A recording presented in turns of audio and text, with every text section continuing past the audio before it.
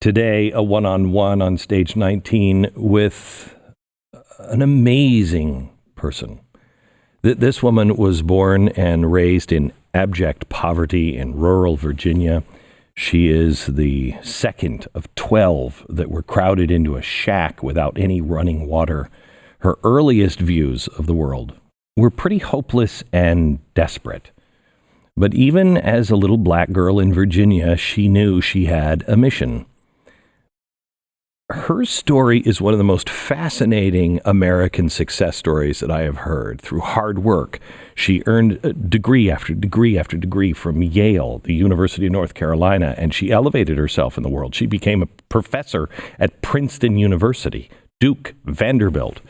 The girl in the shack, she's a lifetime member of the James Madison Society. That's an international community of scholars affiliated with the James Madison program in American ideals and institutions at Princeton University.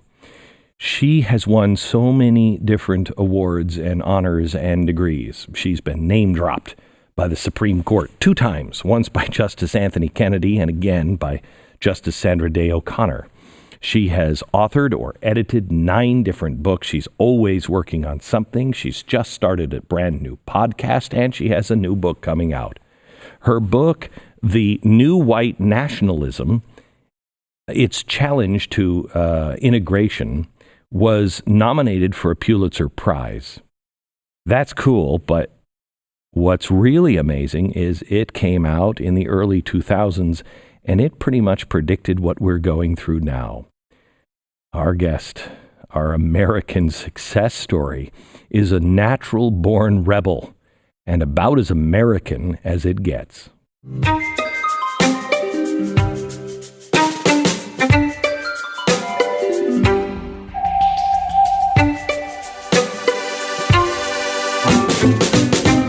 It is an honor to sit with you. I feel like I'm talking to an American icon and somebody who perhaps knows America from so many different sides that most people don't know. I mean, you went from poverty to Ivy League professor, and I'm not sure which one was worse. But you have lived the dream. Can we start with your childhood? I have lived the American dream. I was born into a family. My mother had a 10th grade education. My father, 3rd grade. And they were separated and divorced. I don't remember them living together. I had a stepfather, and my family grew to 12 children, 5 girls and 7 boys. And for a while, we lived in a two-room shack. We were poorer than the other poor people around us. What was your outlook on life then? I was always the odd one. And as a child, I remember feeling like a participant observer. Like I was always watching my family, and I was very shy. And my mother said I would be hiding behind furniture in the corner, watching everyone, peering out. And it took me many, many years to get over my shyness. In fact, I became a university professor. During the time I was at Princeton, I was still quite shy. And then I would try to write out everything I was going to say for class and try to read it. And so you can imagine what that was like. So you were, what about your other 11 siblings? Are any of them as successful like you? Well, not in the same way. Right. We all dropped out of school after the 8th grade. No one you did among too. My siblings, all of us. I mean, if you reached 8th grade, I reached 8th grade. I started the 9th. And it was poverty that caused us to drop out. Because you had to go work? I got married at 16. Wow. And it wasn't that uncommon in the South. And there are parts of my story that I probably don't want to get into because there was a period. But if maybe I can get into it. There was a period in my early teens when I studied with Jehovah's Witnesses, and they were saying the world would come to an end in 1975. Wow. And I believed them. Really? And I can't say that that wasn't a factor in my decision to get married at 16, because I was thinking that It's all gonna I end. I wouldn't have time to grow up and have children, but it was the poverty at home that made me feel like I needed to get out of that situation, and marriage was the only way I saw out. And I believed at the time, there were lots of things I believed that were not true. I believed that you had to be rich to go to college. I did not understand scholarships. I did not understand that, by being smart, and if you studied and you applied yourself, you'd be able to get a scholarship. And when I say you would understand the part maybe about me believing the Jehovah's Witnesses, I know that, that you're a spiritual person. Yeah. And so I've always been spiritual in some sense. And I've always felt that there was something I was supposed to do. Even as a child, with my being different, I had a sense of urgency. And as a young adult, I'd married, I had my children, never knew I would go to college. I had that unease because I've always felt that there was something I was supposed to do. I went through a period of suicide gestures. I'd take bottles of pills, and always I was very successful at getting rescued. and at one point, I told a medical doctor that I was afraid that he would think I was too stupid to kill myself. And so, how many failures can you have, right? I know, right, yeah. And so I made sure that he knew that if I was really trying, I could. They call those suicide gestures. Yes. So, how did you go from dropout, married at 16, to college professor, Princeton, Yale? First of all, I don't know, who will hear or see this podcast, but I do know that I felt trapped. I felt that things were very hopeless, and I had no clue that there was a future awaiting me, that I would go to college, that I would have the success that I have now, that I would overcome my shyness. And so I think that people should be encouraged, when they are struggling, because they don't have a clue as to what God may do in their lives and through them. So that's part of the message. But wait. Let me stop here for a second. When I was young, I had a God experience. I was about 8, and I felt sure that my life had a purpose. I just knew it. And that both blessed me and vexed me. It gave me some arrogance younger and made me more sure of myself than I should have been. And it has blessed me because I felt I felt like you do, a sense of urgency. There's something that I must do. Well, I mean, I can say that there were times that I felt special, but I really didn't understand it. And then when I started college and I took my psychology class, I read about delusions of grandeur as a psychological condition. Right. And I diagnosed myself as someone that could be leading in that direction. And so, but I know I never fit, and I always felt that sense of urgency. And I've always been able to look at the world and see things that other people couldn't see. And so we're kindred spirits in that way, I think. And when But is that what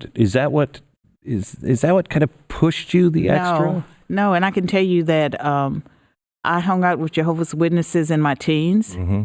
And by the time I was 20, I left them completely, and I left religion completely. I would not have anything to do with organized religion. Mm. But Just so people know, we prayed before we went on the air. You're a deeply religious woman. Yes, and is it okay to say we prayed in Jesus' name? Yes, it is. It's fine, yeah.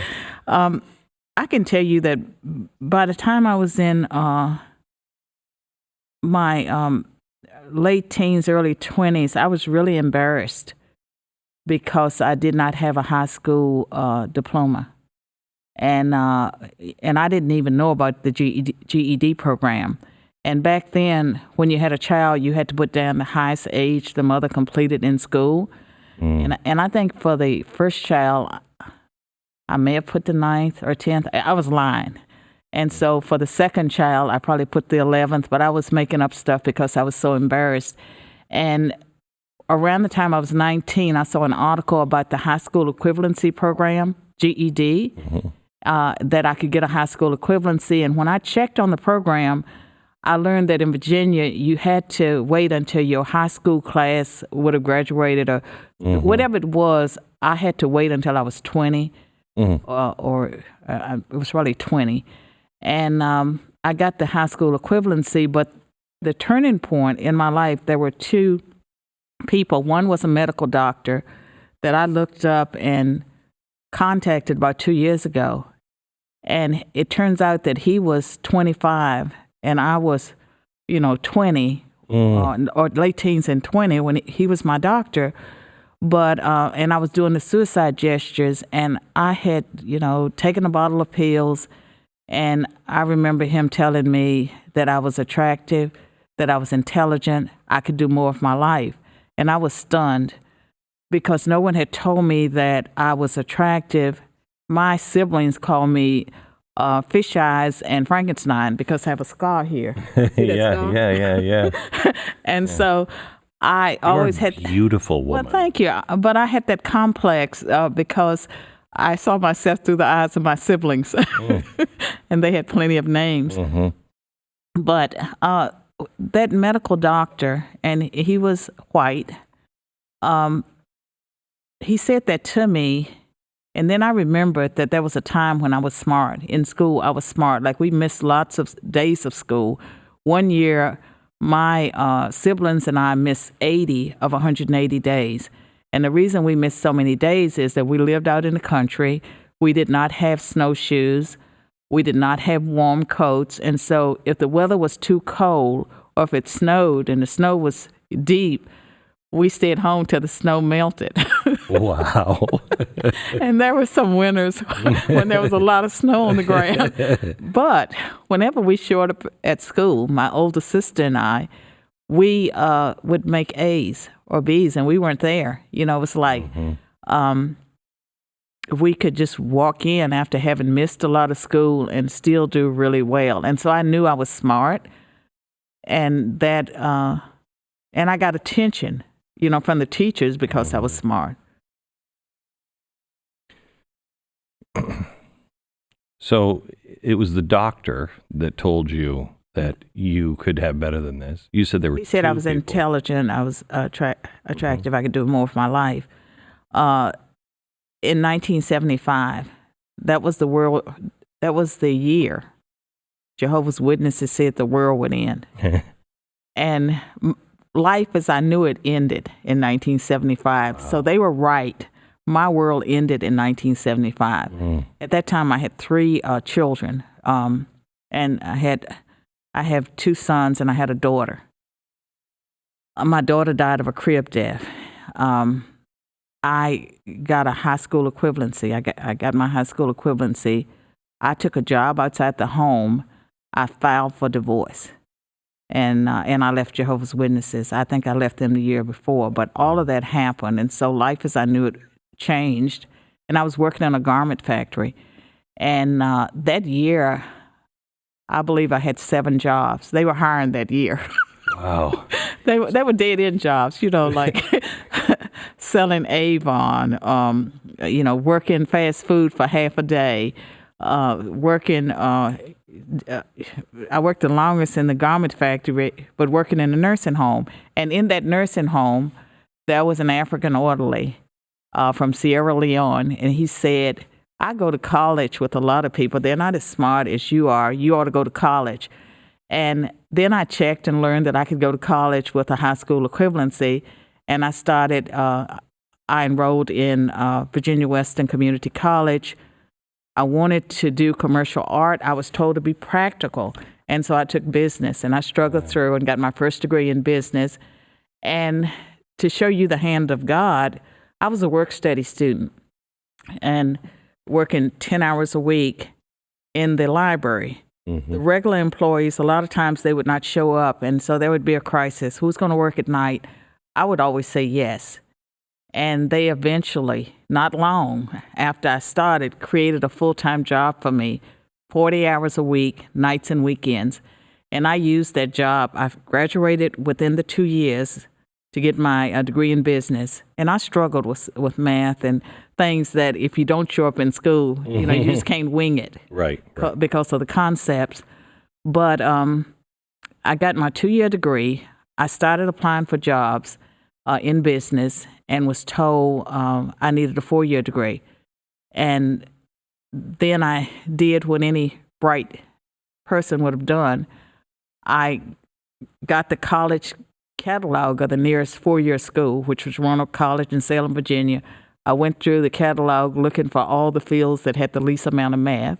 And I found criminal justice. And so I got my bachelor's degree in criminal justice. But I also made a decision, and I made the decision that I was going to graduate with honors. I had made the dean's list a couple of times at the community college because when I first started, I was making C's and I was not putting forth a lot of effort. Anything that didn't involve math, it was easy for me. And so I could make a C without effort. Once I started putting in effort, then I was making, A's and B's, and I was gaining confidence. But when I was applying for jobs in business, I realized I didn't have much to put in where they had places for awards and accolades. I did not have any data for those places in the application. So I was thinking in terms of a good job. I wanted a good job, and I thought I needed stuff to put on that application. So I checked out books on how to make A's in college, how to take essay exams, how to take objective tests, and I applied those principles. And my first semester at the 4-year college, I had a 3.7 average. When I graduated, by then I'd taken my math and sciences.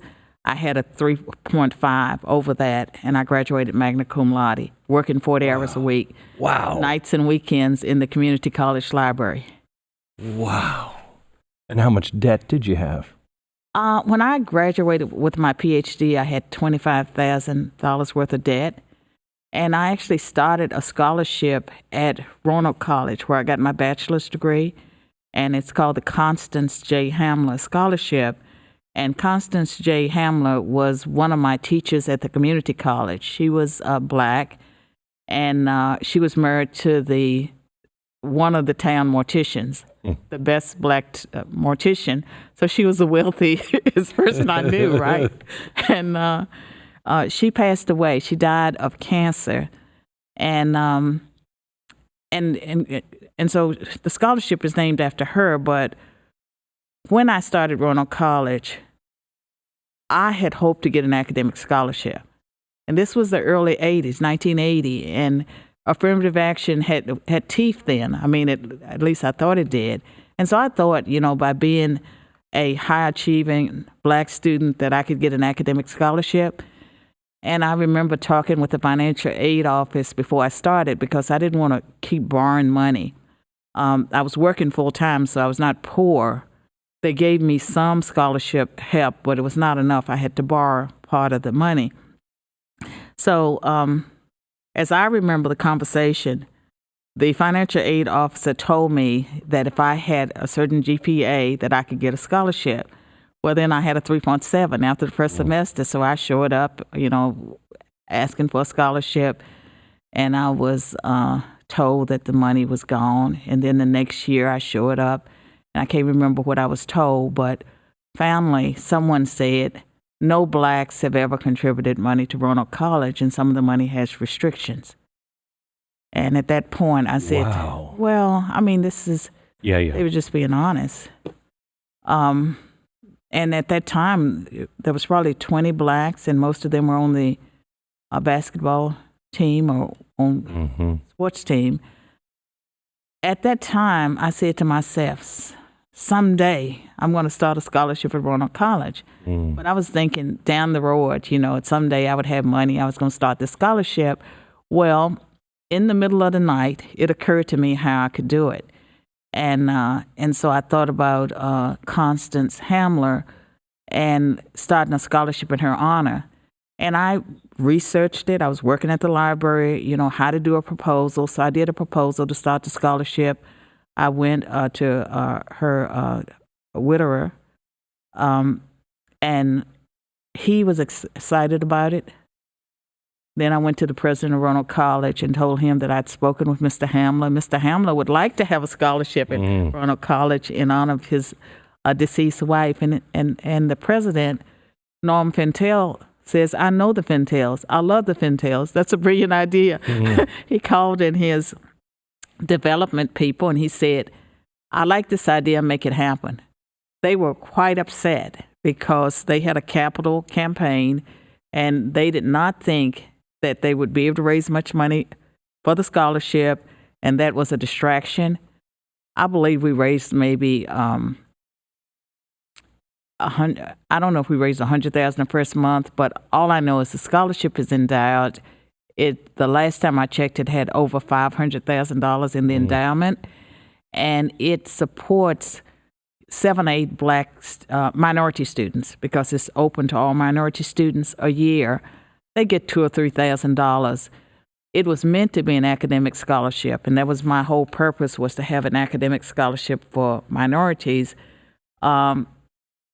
Someone made the comment that they didn't want a scholarship that would never be awarded, and it became a need-based scholarship, which it is now. But that I've always gone places, seen something that needed to be done, waited for other people to do it, and then had to step in because no one was doing the thing. So you left college. Already, I never left college. Yeah, I know you never did. But you could not have been. You were already living a life you couldn't have imagined 5 years before, right? At which stage? You're graduating summa cum laude and magna cum laude. Sorry, but here's the other part is my talent is art. Like, I'm a right brain person in a left brain world, and I wanted to do art. And I would say that people steered me, like I was steered into being practical. So I did business. I chose criminal justice because it had the least amount of math, and I knew that I would be good at anything that didn't have a lot of math. When I was graduating with my 4-year degree, I knew I did not want a criminal justice career. So I thought I would work for the government. And so I would get a master's degree and I would become a civil servant. And while I was in graduate school, the professors urged me to apply for a PhD program to become a professor. I did not want that. I kept applying for jobs. I could not get any of the jobs that I applied for, even though I was well known in the city. I'd worked with business people on the scholarship committee. I could not get a job, and it was the 1980s, so there was affirmative action. I was an honor student, and I could not get a job. So there I see the hand of God, that I was sort of steered. I applied to graduate school because I couldn't get a job. And I got admitted to Duke and the University of North Carolina. No, I did not get admitted to Duke. I applied to Duke and the University of North Carolina. And at Duke, the graduate director called me and told me that Duke was a rich white boys' school and that I would be happier at Carolina. And so at that point, I made them give me back my application fee, which they did, and I went to Carolina, where I was happier. Wow.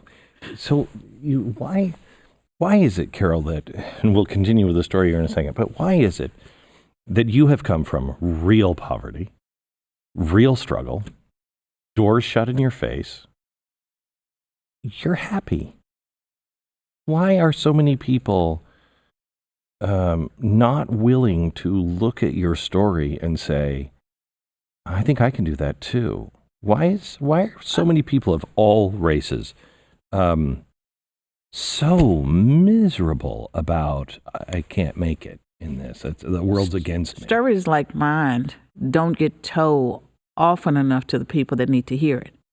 And so even this podcast, the people that maybe could be encouraged by it, a lot of them won't hear, see this or hear it. And when I think about why was I different, I've always believed in the American dream. And so even when you're living in a shack. I mean, my mother had that Protestant work ethic. She was a stay-at-home mother in an abusive situation with an alcoholic husband, and she had her own struggles.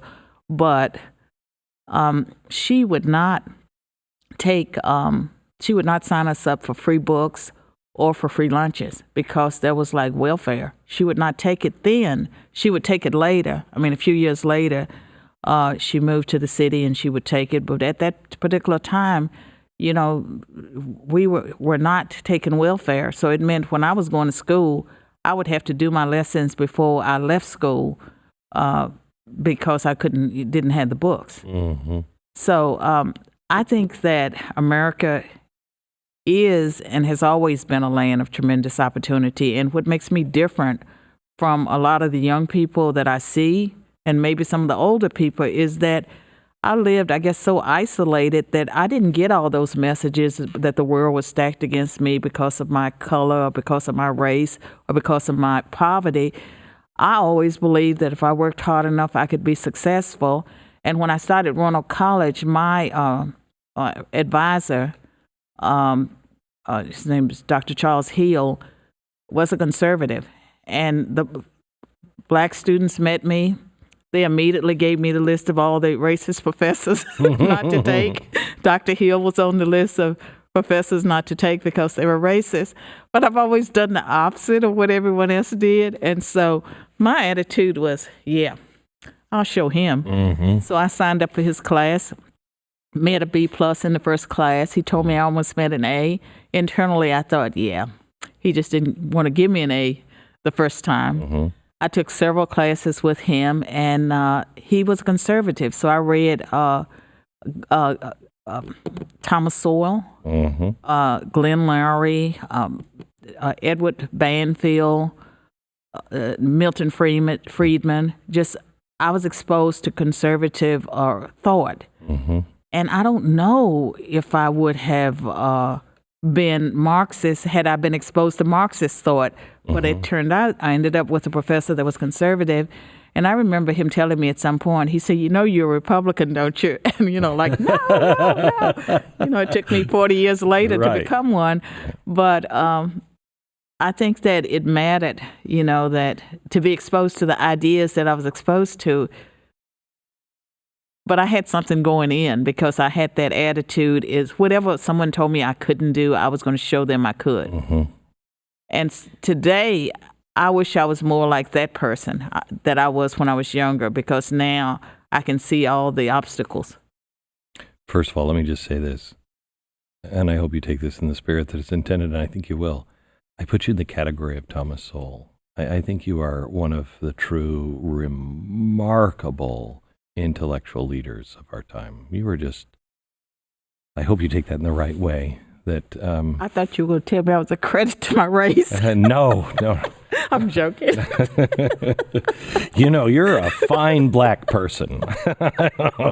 No, Thomas Sowell is just so clear and soft-spoken and he's just clear. I admire him enormously. You too. And Walter Williams. Walter Williams has been very supportive of me. Thomas Sowell, I've not been able to reach him. I've never met him. Really? I've written to him, but I've never met him. Really? Maybe you can arrange a meeting. Well, he's never talked to me either. I'm not smart enough. Okay. Here's what I have. I'm not brilliant. I have common sense. And I think that common sense is in such short supply these days that it will take you far. And then I had, I just believed in America. I have a new understanding in the last 10 years of the scripture that I can't remember the exact word now. I can't think of it.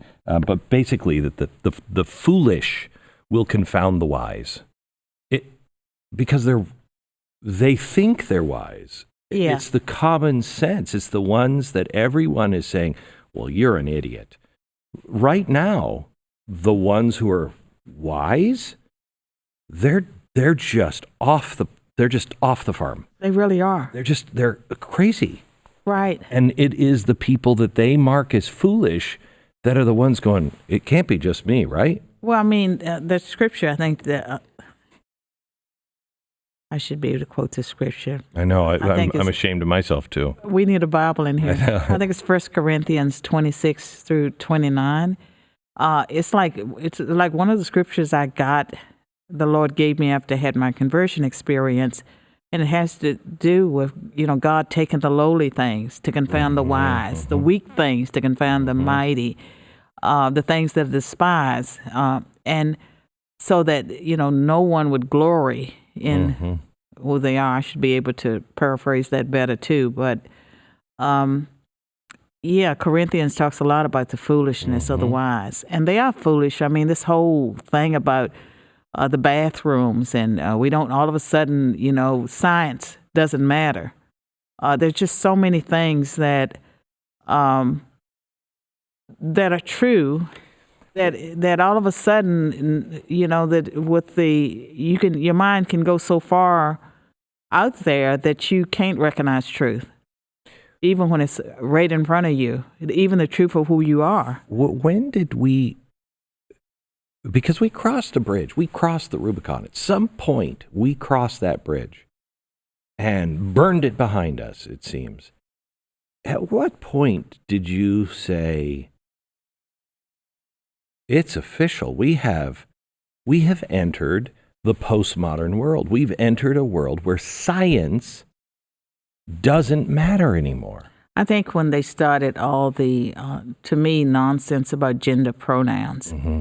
And I can say that in academia, as a student, and even as a professor at Princeton and part of my time at Vanderbilt, I was not interested in critical theory and deconstructionism and all of that stuff, the cultural Marxism. I was not interested in it. I should have been. And I regret, because I've had to educate myself on my own about things that matter now. Yeah. But what I see is that the political left, that they had they were in for a long-term strategy, and they're much more persistent than conservatives. Yeah. And so that they so clearly infiltrated organizations, like professional organizations, institutions, the news media, and board of directors. You just need a few people to work their way to the top. Mm-hmm. And so they were able to implement all of those changes. So it started decades ago. And I think, that's Herbert Marcuse, Saul Alinsky, that they were the masterminds behind it. Mm-hmm. But they have been so successful with their disciples that today at many universities, professors don't say I'm Marxist. They don't, label themselves, but their ideas run the institution. Yeah. And that's why the political correctness has reached the point where it is, and you have people that have been educated in law schools that say that due process, presumption of innocence, that those things are no longer relevant, that free speech doesn't apply to everyone, only people that have the right ideas. I guess we should have seen it coming, but it seems to have happened suddenly. I think when President Obama was elected, that a lot of the people that shared those leftist ideas, they were able to rise in government and foster a climate where things were such that it was a snowball effect. Mm-hmm. But I think that his election still under cover in many ways while he was in the presidency, but after 8 years, the masks have all come off. I mean, now people don't have a problem saying I'm a socialist. When I said the president has said that he thinks the Constitution should be reversed, that it should be a guarantee of certain things the government must do, not a guarantee of the things that they will not do. He himself admits that he was hanging around Marxists, that he has Marxist and socialist friends. He has Marxists in his own cabinet or in his own administration, and I was called a racist. Well, also, do you remember, was his name John Holdren? Yeah, John Holdren, yeah. The science czar. Mm-hmm. I mean, that he co-authored a book that talked about putting sterilants. Yeah, drinking water. Yeah, and sterilizing people for population control. There were some other extreme things that were in that document, but if you actually mentioned any of that, all of a sudden you were a conspiracy theorist. Correct. Yeah, someday, Glenn, you'll be known as a great prophet. I actually hope not, because those are always killed. Well, they are, so but they die for the greater cause, right? But it's amazing, because I said at the time, at some point, they want to embrace it. They want to say, yeah, I am a Marxist, because your capitalist ideas don't work. Right. And they want to. And I said, there's going to come a time where they're just going to take the mask off and say, yeah, I'm a Marxist, I'm a socialist, and we're there now. We are there, and there was a survey maybe 3 or 4 years ago that showed like maybe 30% of American students thought that socialism was a good idea. Well, mostly they don't understand socialism. And in a course that I took that looked at the impact of communism on American political thought, there were a few students that argued that it works, it just hasn't been done right. And so somehow they think that there's a way to do it, that it will be successful, even though throughout history it's never been successful. That's what the young people believe. And part of the problem is that they're not being fully educated on the Constitution or history. And at all. No, they're not. At all. I mean, I look at the problems, and look, I grew up a dummy. I didn't. I went back to college when I was 30. I skated through high school. I never studied, and I thought I was a bad student. When I got my transcript back, I was an A student, but I was just not interested at all. And so I went back to school, what little I could afford. I took one class, one semester. That's all I could afford.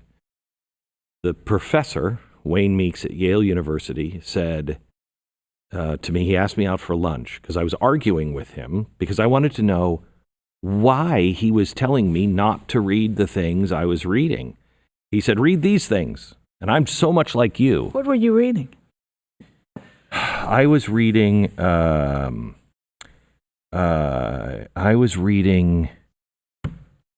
Dominic Crossan. Okay, do you know who Dominic Crossan is? Yeah. Okay, so I was reading Dominic Crossan and didn't buy into any of it, but I was reading it because I was reading all these people who disagreed with each other. Right. And he said, don't read it. He'll screw you up. And he said, read this. So I came back the next week, and I had read what he told me to, and I raised my hand, and I asked the same question. And he said, Mr. Beck, didn't I tell you not to read Dominic Crossan? I said, yeah, but I don't care what you tell me not to read. I read what you read, and we can talk about that. I want to know, why is he wrong? Why do you think he's wrong? He said, I'll see you after lunch. I'll see you after school, after class. Where were you in school? Where did you go to college? Yale, one class. So you weren't, okay. One class. That's all I could have. I got a divorce. I filed for divorce the first day of college, so I had no more money left. And I could only afford one class. And I just wanted to go for self-education. But anyway, he reached across the table and he said, you know you belong here. All I needed was what you needed. You just need somebody to say, you can do it. You're smart enough. You're good. And it seems like all... That's what he said to you? Yeah. Yeah. Because he said, who are you reading? And I said, I'm so lost. I'm, reading this and I'm reading that, and I just don't know. And he said, who's guiding you through that? And I said, nobody. I was going to the library and the bookstore. And he said, nobody does that by themselves, And he could see that I was It is a journey. It is. And it's a good journey. Right. But you need somebody in your life like you've had to say, you're smart enough. Yeah. You can do it. And it seems as though all of society, all of the university experience from the outside seems as though it's now saying the opposite. You can't make it.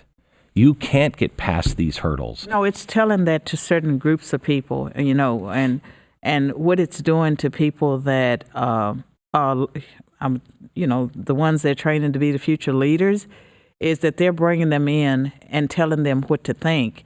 They're not exposing them to divergent views where they can develop new ideas.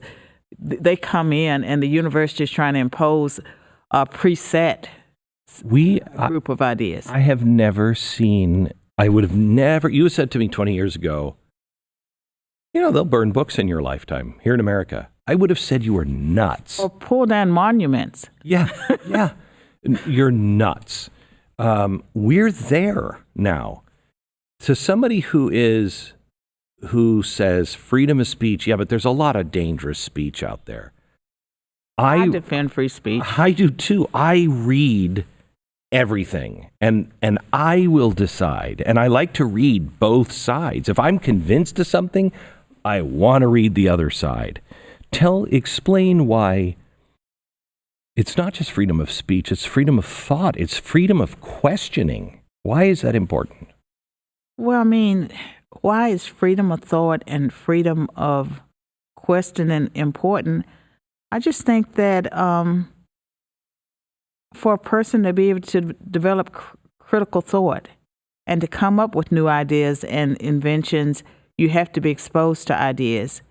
And if you're in a situation where you're not allowed to explore or to ask questions, like in college, students could get in trouble for asking the wrong question they just can. And professors could get in trouble for researching the wrong ideas. And I can tell you that 2002... When did that change? I don't know. 2002 was when my book, The New White Nationalism, was published.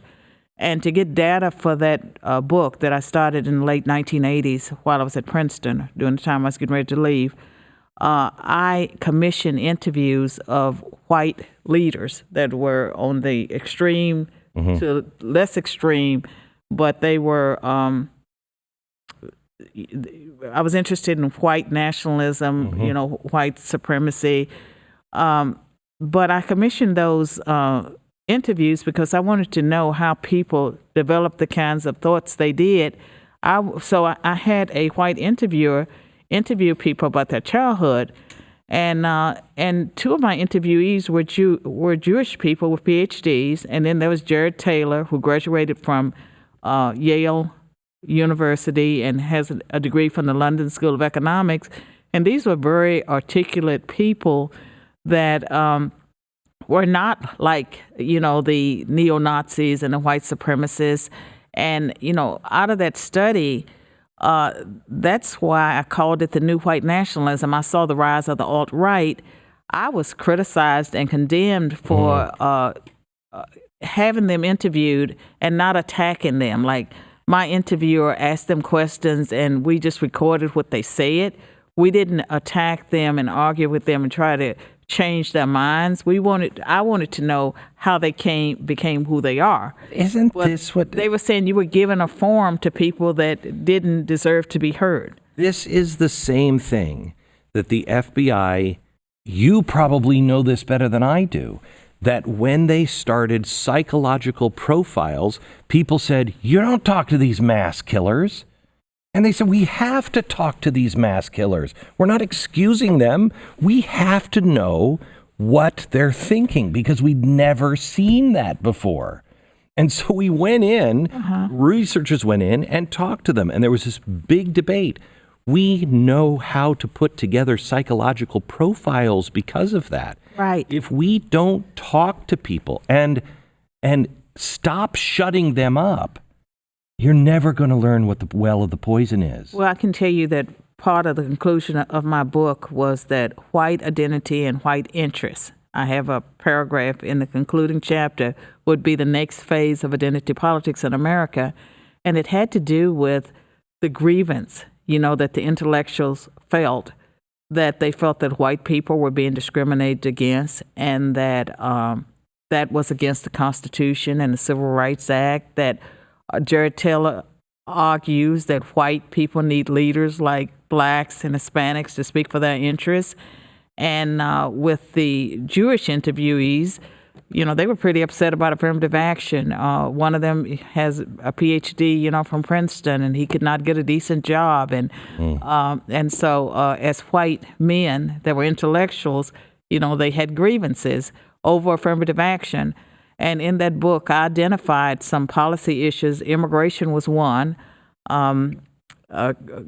Racial preferences, concerns about crime were among the issues I identified that a lot of people had grievances about, but they were not being addressed in a way that was satisfying, and it was creating an opening for more extreme voices to step in there and speak, because we weren't allowing the discussions to take place. And my philosophy has always been, what you don't know can hurt you. And I would rather know who a person is and what they believe than have someone so intimidated that they're not going to open up, they're not going to share their ideas. I think that's far more dangerous when we have political leaders or leaders of institutions, and we don't know who they are because they've learned how to conceal their ideas. And it's dangerous to have a learning environment for students where they cannot ask innocent questions about the realities they see around them without being ostracized and condemned and stigmatized. I see in the Constitution that the government is supposed to ensure domestic tranquility. And I think this is the biggest failure. We're not doing that at all. We're letting Antifa be the moral authority. But it goes beyond that. It goes to what you were saying in your book.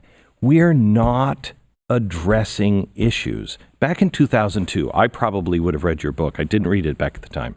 But I probably would have read that book and went, come on, it's not that bad. Well, that's what some people said. But some people saw that I was onto something, and they thought the book was, prescient. I think, and I kind of look for, I'm I'm an optimistic catastrophist. So I always see trouble on the horizon. But I wouldn't have believed we were healing. I felt we were healing. Now I knew I was onto something. Yeah. I realized that Jared Taylor, the way he articulated things, that he could point out the racial double standards, and he could say, well, pretty much like multiculturalism, every group can celebrate who they are except white people. Right. And it's okay. People are discriminating against white people, and there are these crimes against white people, and no one's speaking up for white people. I felt like that he was making an argument that had I been white, I might have found him persuasive. That scared me, because I knew that his arguments would reach young people, and it could be a slippery slope for some of them, that they might start out on the intellectual end and end up, with David Duke and the guy Pierce that started the National Alliance. So I had white leaders, on the spectrum of very extreme to ones that pretty much, I would say they were like the alt-right. They were not espousing violence against blacks. They were not saying that some of them were not white supremacists. Jared Taylor said he's not a white supremacist, that Asians are smarter than whites. And so he would say that he just goes with the science. And he would argue that when you have diversity, multi-ethnic societies, that it's much harder for them to get along. And then when Robert Putnam at Harvard produced a study some years ago that pretty much said the same thing, he was kind of embraced by the white nationalists because he found that countries, that had a lot of pretty much the more homogenous. Yeah. The country, Sweden is a great example. Yeah, they get along better, usually. So, but we have done the opposite of listening to you, listening to your book, listening to the warnings, and then listening to people. We have, and this is happening all over the world, not just in America, we are not only not listening, we are now saying if you feel anything, you feel disenfranchised at all, if you're white or if you're not transsexual, you can't talk about transsexual things. You're not homosexual, you can't talk about that. You're not black, you can't talk about that. You're not a female, you don't dare talk about that. You're putting people in corners to where, and this is the way extremism always happens. But the left is so inconsistent, because with Rachel Dolezal, the white lady that became the head of the NAACP and pretended to be black and took a black name. And then now, she's, I don't know if she's been indicted or... Yeah, she was up on charges for... welfare fraud. Yeah, that's she what took $80,000 of welfare money. I guess she was all in. But the other thing about her is that when she was a student at Howard, she sued the university for racial discrimination because she said they would not give her a scholarship because she was white. And I guess she decided if she couldn't beat them, she's going to join them because then later, she started to pass as black. With Elizabeth Warren, if the left, was consistent, they would hold her they would hold her accountable for ethnic fraud because she obviously, gamed affirmative action, pretended she was something that she wasn't. And they're not saying anything. Like they have no standards when it comes to their own, anything that fits their current agenda.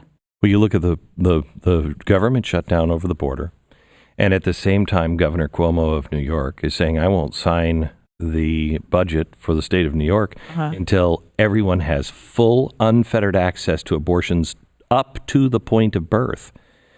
Well, that's so far out of the mainstream. Right. At the same time, he's holding the state of New York hostage. On the other side of his mouth, he's saying, how dare Donald Trump stand for the wall and hold America hostage? And nobody has a problem with it. And that's where I think your common sense, we're the foolish, I guess. Well, I mean, the political, do I want to call them the political right or do I want to call them Republicans? I'm so disappointed with them that they cave and they fall into every leftist trap. And as far as a person being white, you're going to be called a racist regardless of what you do because that's an epithet used to silence someone. And so if you believe in walls and borders, if you believe in the rule of law, you're going to be called names. And so I think that it's important for people to have principled reasons for what they do, but to realize that that's a political strategy to call someone a name. And I was very disheartened when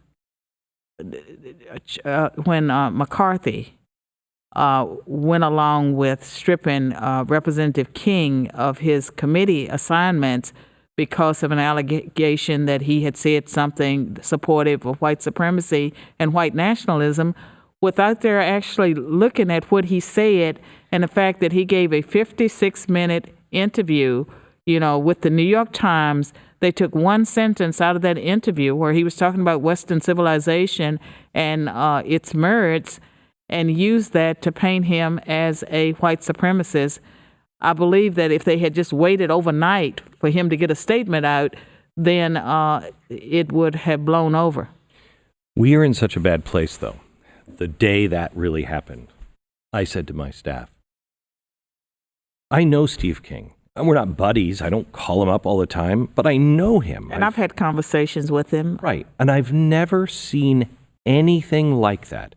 You can think back. You hear something. He supported Herman Cain, I think. Yeah. I mean, you think back and you're like, oh, wait a minute. I do remember none of that with Steve King. The day that happened, I went to my staff and I said, call Steve up. Ask him. I'm not going to take a side. I'm going to say, I've known you. I can't believe this. Lay out what's happening. Please tell me what's going on. And everyone said, no, he's been abandoned by everyone. You will be alone. And there's this piece of you that says, wait a minute, I don't want to be alone because then I don't know. I don't know the answer. But wait, I went on Twitter immediately and said the Republicans should have defended his rights of free speech. Yes. Because even with the sentence that they were using, it was clearly a sentence. And I said they should have given him time to explain. Or at least even continue the rest of the sentence. It left off the first part of the sentence. I didn't even know at the time what he had completely said. But I mean, like even with the Kavanaugh hearing, for a while it seems like the Judiciary Committee, they didn't know what to do because it was women involved. Mm-hmm. It was obvious to me what they could have done and what they should have done. First, they should have trotted out female members of Congress that were Republican, and they should have defended the judicial process, due process, rule of law, those principles. And those principles have nothing to do with whether the person in front of you is guilty or innocent. It has to do with, in America, we are a nation of laws. We had these processes. We had this Constitution. All they have to do is defend the Constitution, and yet they go along with the political left. But people will say that this isn't a court of law. This was a law of public opinion. This is a court of public opinion. And they're wrong. And if it's the court of public opinion, tradition and conservatives will always lose because the media, for the most part, is controlled by the political left and the cultural Marxists. And so everything is stacked against anything that's traditional. And so I think that the most important thing that we can do as Americans for our young people and for ourselves is to argue for our Constitution. Mm-hmm. You know, that's our rule book. And when it comes to the judicial process, the rule of law, that we have to stand on that. And we have to stand for the principles outside of the rule of law. I was shocked that I came home and my wife, she's not real political. She was following that. And I came home and she said, almost in tears, what's going to happen to our son? What's going to happen to our son?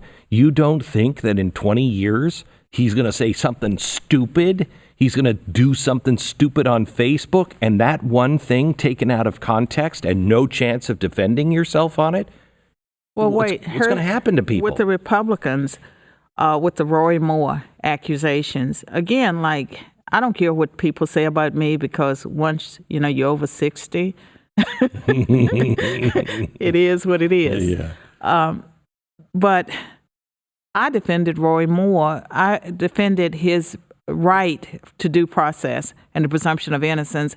And I knew that if they allowed these women to step forward with vague memories of things they said happened, 40 years ago when they were teenagers, that if you could destroy a person's life with that, no one would be safe. Right. And there were Republicans that lined up with Democrats against Roy Moore. They bought into the fake news, and now we know because of a New York Times article about this secret experiment that there were people that were hired to create, a fake news and to target Alabama to see if it could be turned blue for that senator. I knew that if they allowed that to stand, that the left would continue to use that tactic. And Kavanaugh, once he got through that hurdle, I think he should have filed charges against Ford because it's pretty clear that she was used, she was positioned. I mean, that she was not credible. And when people need to be held accountable for what they do. And but it started with Roy Moore. And because we didn't do the right thing as conservatives to stand up, for principles, the judicial process, that same tactic was used against Kavanaugh, and it will be used again and again. And there is an endless supply of women who are willing to be trotted out until there are enough lawsuits that people see that there's a cost involved to lying. That was the thing that really bothered me because I watched the Kavanaugh hearing, and at first I didn't know. I was like, I'm going to go open mind. I don't know. I wasn't there. Let me listen to her. I listened to her and I did not find her credible. I just didn't. Some people would. I didn't find her credible. I found him incredibly credible. It's exactly how I would have reacted if I had been told, shut your mouth for 2 weeks while my children, for the rest of my family history, they will look back at me as their relative, their father, their grandfather, their great-great-grandfather, and I'm the guy who raped this woman, and you haven't allowed me to say word one? Oh my gosh, I would have lost my mind in that situation. So I found him credible. But what I said was, we'll know, because after he's appointed, if everybody goes away, they didn't find her credible either. Notice she hasn't gone away, and in fact, we found out since that the FBI spoke to her friends on the beach, and it was concocted and put there just for that, and nobody corrected it. She didn't go to jail. No one served any time. How can you not? I'm not even talking. I don't care about Congress lying to Congress. Please, that's like clowns laughing at clowns. You notice conservatives are the only one that get in trouble for lying to Congress. Correct. So, but it matters that you have the power to destroy someone's life with a lie, and you pay no price. That's wrong. And I think what has to happen with conservatives, with the Constitution, is we have to find ways to take it out of the old dusty powdered wig talk and actually apply it to real things and say, look, this is due process. This is due process. Well, some law schools are not even, teaching the Constitution, or if they're teaching it, they're teaching it as the living Constitution. Yeah. It means whatever you want it to mean, or whatever I say it means. But isn't that what case law says anyway? In that case law, it's what somebody has said most recently about that. That's case law. But I mean, there were some things that I thought we could take for granted, and that would be freedom of speech and our First Amendment rights. And that no longer seems to be the case. And one of the things I find most troubling now is the fact that in the mainstream media, there seems to be just very little that's reliable. And like whatever is reported, one thing, the mainstream media keeps the population ignorant by not reporting on things, because there are some individuals that if it wasn't in the New York Times or on CNN, it didn't happen in the world. Oh, I know. And so, I mean, that's scary. I just thought of this the other day. I used to joke years ago when I was in New Haven. New Haven had the New Haven Register, which was extraordinarily left, and it was just horrible. And I used to joke, well, if it wasn't in the New Haven Register, it didn't happen. Okay. But I thought of that now. So many important, I'm focused this year. I'm trying to stay focused on the politics of meaning. All you're seeing are the politics of nonsense, literal nonsense. And nobody's talking about the things that actually will solve things, will actually move the needle, will actually save people, will push us forward. Well, we seriously have to do something about Congress. And when I say Congress, I'm not saying just the Democrats or just the Republicans. Some of the things that I've learned recently that the average American probably doesn't know is that 90% of our prescription drugs are made in China, and the drugs that are supplied to the U.S. military. And that had to do with Congress, crafting, they've made it so that American businesses go out of business because they can't compete. And so that's a very dangerous situation to have a rival nation that we know is unreliable. And when the FDA wants to inspect a drug plant in China, they have to give 2 weeks notice. They can't just run in and surprise them. Sounds like, Syria and weapons of mass destruction. But there's been a situation with blood pressure medicine that was laced with carcinogens, and it was medicine that was made in China. And heparin, I think it's a blood thinner. There have been several cases where people have been taking these drugs for years, not knowing that they were made in an unsafe manner. Mm-hmm. And to me, that's a national security issue. Most Americans are not aware of it. I believe our members of Congress, they are aware of it. And it all has to do with changes.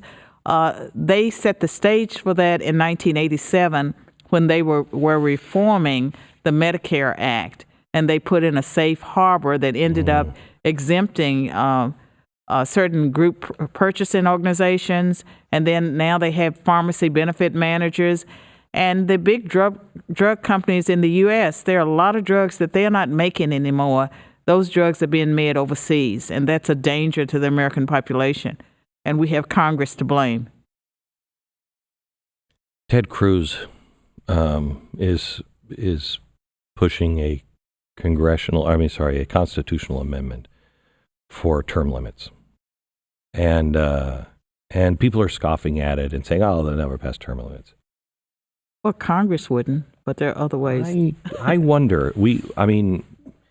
Look at how long the government was shut down and didn't seem to be a problem with most people. Uh-huh. There's a contempt. This border wall thing. I think the average American on the border wall says, look, I just want to know who's here. I want to make sure MS-13 is not in my neighborhood. I want to make sure that bad guys aren't here. I want to make sure that good people that just want to make us better and want to become American can come through the front door. But make that easier. I'm fine with that. Right. But I just don't want people here. The reason why they're demanding a wall is because they don't trust government. They say, I want something permanent because you'll pass it, you won't build it, and if you do build it, you'll stop doing whatever it was you said you were going to do the minute we turn around. That's why people want a wall. So we're looking at this time where I think somebody like Donald Trump could say, you know what? You know why this border wall is in the mess that it is? Because nobody in the Republican Party actually mean it when they tell you border wall. Nobody in the Democratic Party actually mean it. They were fighting for it 10 years ago. Now it's immoral. And I think he could make the case to both sides. Well, I can this tell you, has to stop. My most recent academic book is an edited Debating Immigration. And it was released August of last year. So I've given a lot of thought to immigration. Immigration has not been reformed since 1986, and we've done piecemeal. And there's no incentive by either political party to make the reforms that we need. And so we're talking border wall when immigration itself, the whole thing needs to be reformed.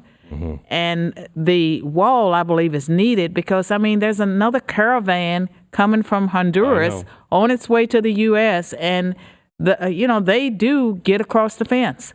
And you may have seen the photograph of someone, they know how to drive cars.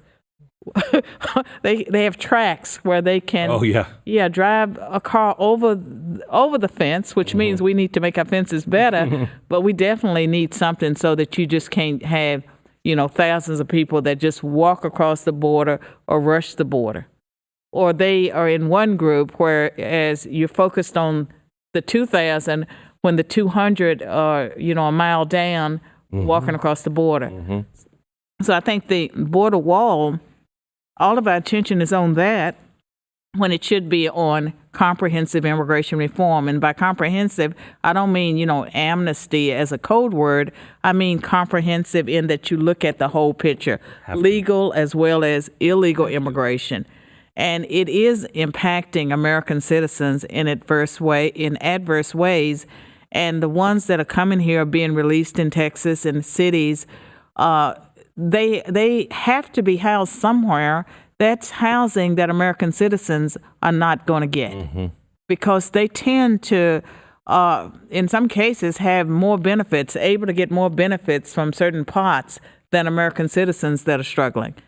I find it insulting that the country that was built by immigrants, we're all immigrants one way or another. Most of us are all immigrants one way or another at some point.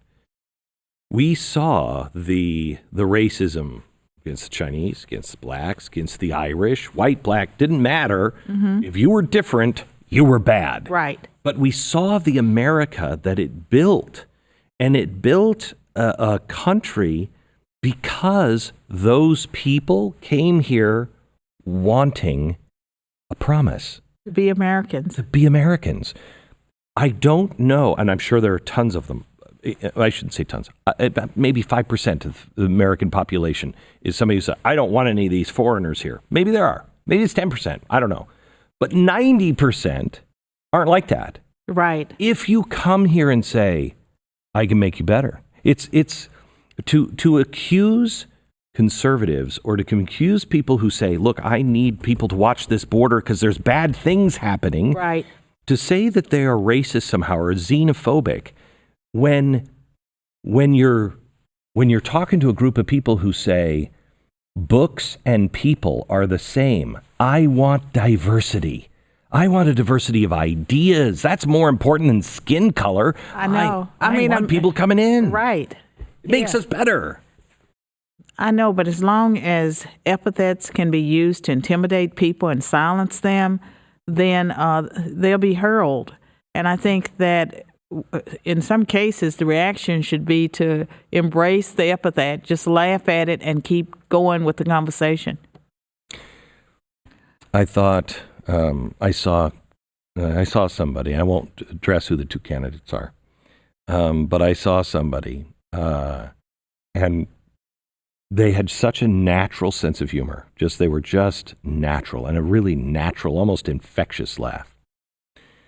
And somebody who didn't. Right. And one person is looking and they're saying, oh, that person will do well against Donald Trump because they'll bash him. The other person is they're not talking about.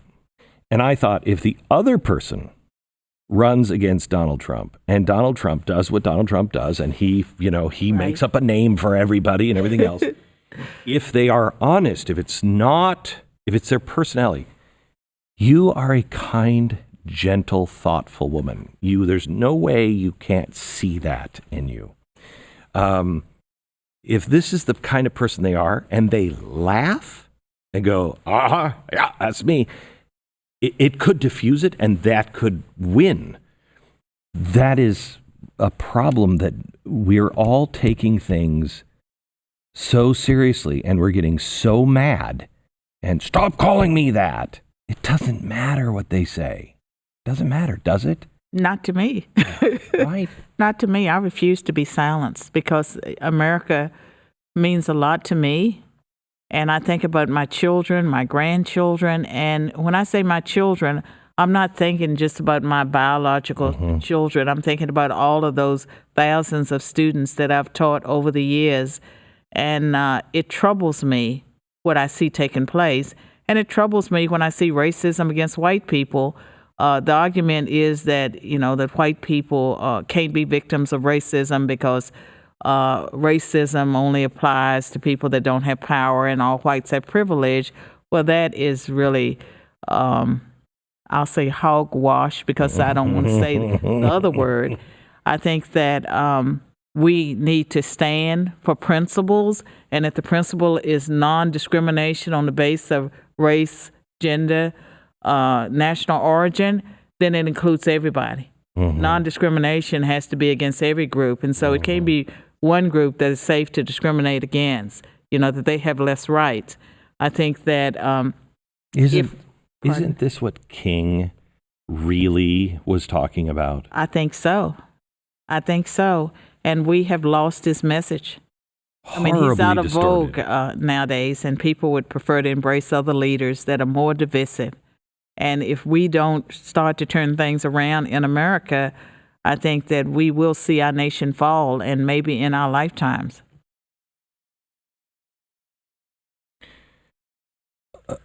If I had to ask you what the thing that keeps you up at night, because we started with urgency, you had a sense of purpose and a sense of urgency. So if I said to you, Carol, it's your last week, and this is your last interview, and you have a chance to talk to Americans, and they actually hear you, what would your message be? My message would be that we need to return to our Judeo-Christian values and principles. I think that a lot of the confusion that we have in America, a lot of the violence and the hopelessness has come as we have become increasingly secular. I think that America is a nation that was founded on Judeo-Christian values and principles. We had the civic religion, that many people, they were not necessarily deeply religious, but there were certain values and principles that made us Americans.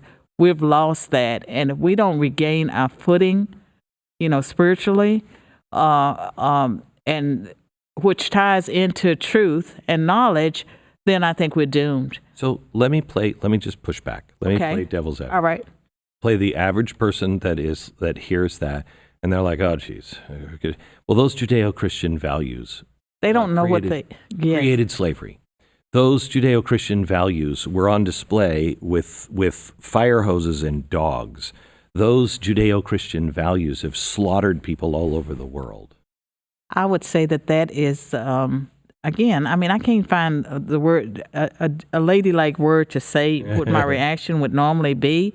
There were always Christians that fought for abolition, that protected the slaves and helped them, get to freedom, that set up universities back in the 1800s.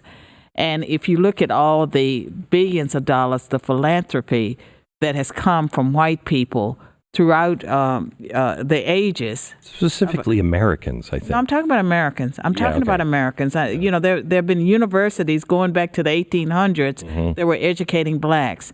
And there were universities in New England that never discriminated, and they were educating blacks. And so a lot of the positive things that have taken place in America, we have always been a nation that we eventually acknowledged our wrongs. But even when those wrongs were there were always Christian people who were fighting for what's right. And and so for me, I'm glad that I'm an American, and I'm a descendant of slaves on at least one side of my family. I'm a descendant of slaves. And when I look at divine providence, we don't know why things happen the way they do. But I'm glad that my ancestors made it to America, because I believe America is the greatest country in the world. Blacks in America, whether they know it or not, are better off than blacks anywhere else in the world. It's a blessing to be an American. And so if I look at white people, I see people that have always tried to improve the lot of people around the world. And they've sent missionaries. I go to a church where wealthy white people work in the inner city ghetto, that they spend their time and their resources working among in neighborhoods where I am uncomfortable to go at times, but they're not. And so I just think that when you have secularism and a devaluation of human life that we see in abortion, the fact that we don't value as Americans life at any stage. We don't value the life of the unborn, or the lives of the elderly, or the lives of people that are born, with some type of handicap. That makes us. We know better than the people doing, Hitler, and the Nazis, because a lot of what we do is very similar. And let me tell you that I think we're actually worse than the people of Germany that voted for Hitler. And here's why. Because we have more knowledge? A, we have more knowledge. But B, when they found out that the state was committing infanticide, it was killing children because they were different, they stood up and were clear Hitler overruled them. I mean, he actually didn't. He said, yes, you're right, we're going to stop that, and then just hid it. But when they found out that we were killing children, they stood up and said, that's an abomination. We're now, shout your abortion. We're now, I know. I mean, we're now saying if you have Down syndrome. I know. I think we're actually on the path of being worse. But, well, maybe we are worse. And, like as a Christian, and in America, I think the numbers are still a majority of people profess to be Christians. They're not really, but they profess it. If you believe the Bible, and, some people do, some people don't, but God judges nations. In ancient Israel and some of the nations in the Old Testament that were judged, they did far less than what we're doing now. And if you believe that there is a God throughout the ages, that there is a God, and you're a Christian, you're supposed to believe. If you do believe there is a God, why do you think America would get a better deal than ancient Israel or other nations? So I think we are poised, for God's judgment, and that the only way to save America is to pull back from the nonsense that secularism has brought. And I think that we have become, so intellectual that we are foolish. And that foolishness is seen in the fact that, there's some people saying there's 64 genders, and that we're not born male or female. We are assigned our sex at birth. And some of the things that are coming, from the intellectual world, it's total nonsense. And I'm just hoping that there will be an awakening, that people, will be able to see through what's happening, and that they will pull back, and that our young people, that somehow they'll get truth, even if it's not readily available in the public schools, that there will be enough truth that comes through people's intellect that they will be able to see. And so I think that our nation is headed in the wrong direction. Our churches are failing us because there's so many pastors that will play to public opinion as opposed to the biblical standards. And as a consequence, we're worse off because of that. And there's a lot of fear. People are afraid of speaking truth. They're afraid they'll lose their job, or they'll be punished the way you were punished, by a lot of the people in the mainstream, or ostracized. You have been punished? Yes, I have. You have been punished. You paid a very heavy price. But it's okay. Mine is too, but it's not fun. It's not fun, but for people who are followers of Jesus Christ, he tells us that we're going to be persecuted, and none of us should think that we're going to get a better deal. In fact, we're supposed to count it as joy when we are persecuted. I'm still working on that part, counting it as joy. But, I refuse to be intimidated. And, if people want to laugh at me, if they want to laugh at you, then let's laugh with them. Yeah. But at the end of the day, I think that truth will stand, and that we need to keep doing what we are doing, because there are people that have ears to hear. There are people that hear your message, they hear my message, and to the extent that we keep talking, other people will start talking and will start pushing back. And what I want, like my whole thing now, my brand is Be the People. Be the People. It's the name of your podcast. It's the name of my podcast. And it was the title of a book that I published in 2011, Be the People, A Call to Reclaim America's Faith and Promise. I thought that book was going to change the world.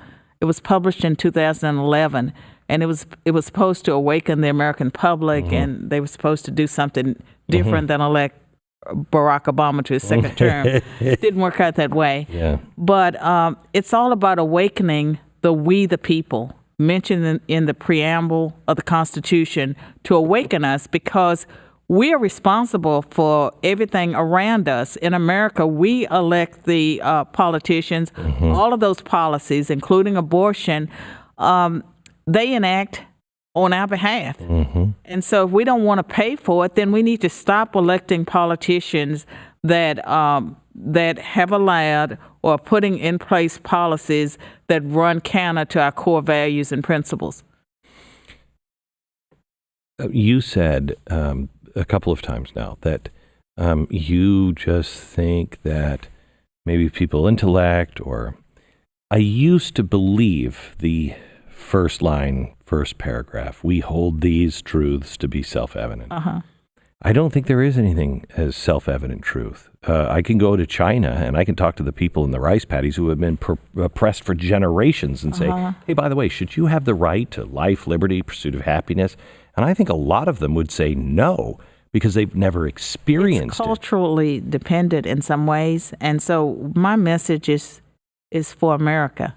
I know. So, but what I'm asking you is, you said Judeo-Christian Values and principles. Those aren't being taught. Those are the golden rule. Those are basic things that are not being taught anymore. But guess what? The reason the political left silences voices like yours and mine and people that are more conservative is that they know that if those things are taught, they lose the advantage that they have. And the only reason that the political left seems to be winning the cultural war is that they have to strip everyone else of their rights and silence them, because if the truth were known, even if the truth were known about President Trump and his successes, like he's been enormously successful in a number of different areas. Especially African-American You would not know that through the mainstream media. And so if they told the truth about what President Trump has accomplished, he would be elected. His popularity would be 65% now.